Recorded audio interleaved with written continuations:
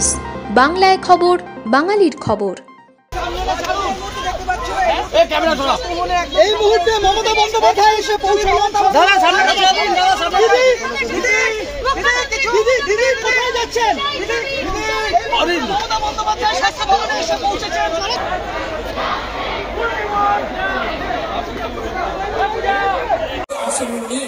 কিন্তু তা সত্ত্বেও আমি এসেছি, তার কারণ আমি মনে করি আপনাদের কাছে আসা মানে এটা নিজেকে ছোট করা নয়, এটা নিজেকে বড় করা।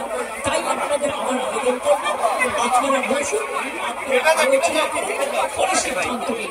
আমার চেষ্টা আপনাদের জন্য করে দিলাম। বাদ বাকিরা যদি আমার উপর ছেড়ে দেয়, আপনারা জাস্টিস পাবেন, আপনারা ইনজাস্টিস হবে না, এটুকু আমি বলতে পারি।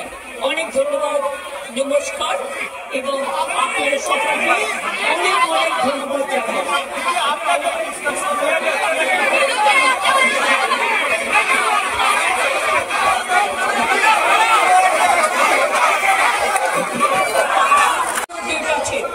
আমি চাই না আপনাদের কোনো ক্ষতি হোক।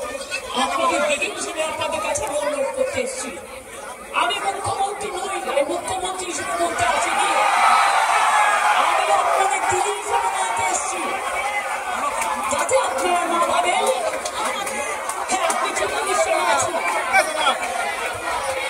আমি একটা পথ বিলম্ব করি, কিন্তু আপনাদের কাছে এসেছি যদি বলেন as a chief minister, as a elder sister, এবং আপনাদের আন্দোলনের সমব্যথী এবং সমসাথী।